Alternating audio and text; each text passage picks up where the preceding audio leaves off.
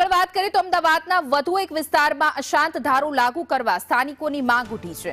ST highway પાસેના Godrej garden સિટીના રહીશો મેદાનમાં ઉતર્યા છે। વિસ્તારમાં વિધર્મીઓનો વસવાટ વધ્યો હોવાનો સ્થાનિકોનો દાવો છે। વિધર્મીઓનો પગપેસારો અટકાવવાની માંગ ઉઠી રહી છે। વિધર્મીઓની સાથે રહેવું અઘરું બની રહ્યું હોવાનું રહીશોનું કહેવું છે। અમદાવાદમાં અશાંત ધારો જાહેર કરવા માંગ ઉઠી રહી છે। વધુ એક વિસ્તારમાં અશાંત ધારો જાહેર કરવા માંગ। ગોદરેજ ગાર્ડન સિટીમાં પણ રહીશોએ હવે એક માંગ કરી છે કે અહીંયા અશાંત ધારો લાગુ કરવામાં આવે। અન્ય તમામ ગોદરેજ ગાર્ડન સિટીના રહીશો આપણી સાથે છે, એમની સાથે આપણે વાત કરવાનો પ્રયાસ કરીશું। શું માંગ છે આપણી અને આ માંગ કેમ કરવી પડે? આમાં માંગ એટલી રીતે કરવી પડે છે કે અહીંયા કરી ઘણા બધા વિધર્મી વસી ગયા છે ને આ હિન્દુ બહુમૂલ્ય ક્ષેત્ર છે, એટલે અમારે સરકારથી માંગ છે કે ટાઉનશીપ અથવા કોઈ પણ જગ્યા ઉપર હિન્દુ જ્યાં રહેતા હોય ત્યાં વિધર્મી ના વસવા જોઈએ। કેટલા લોકોનો અહીંયા વિસ્તાર છે, કેટલા લોકો અંદાજિત રહેતા હશે? ઘણી બધી સોસાયટીઝ, બિલ્ડિંગો પણ આવેલી છે અને હવે રહીશો દ્વારા આ અલગ જ પ્રકારની માંગ કરવામાં આવે।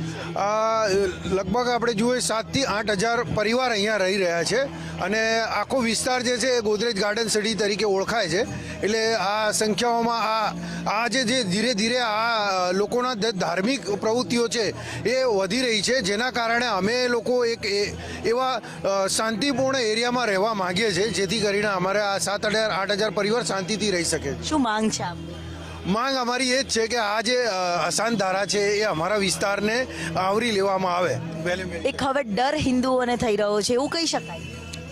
જો બેન, તાજેતરની ઘટનાઓને આપ જો નિરીક્ષણ કરો તો એ હકીકત છે અને જે હિન્દુઓ છે એ લોકોને સ્વતંત્ર રીતે પોતપોતાની પૂજા વિધિ અને જે ધાર્મિક માન્યતાઓ છે એને માનવા માટે એક અલગ શાંત રહેવાસી લોકોને મળે એ જ અમારી માગણી છે। જરૂર, એટલે અહીંયા પણ હવે રહીશો દ્વારા જે માંગ છે તે કરવામાં આવી રહી છે કે અશાંત ધારો છે તે અહીંયા લાગુ કરવામાં આવે। વિધર્મીઓને લઈને અનેક આક્ષેપો છે તે સ્થાનિકો દ્વારા કરવામાં આવ્યા છે। કેમેરામેન મનીષ વાણિયા સાથે દિવ્યા ચૌહાણ, સંદેશ ન્યૂઝ, અમદાવાદ।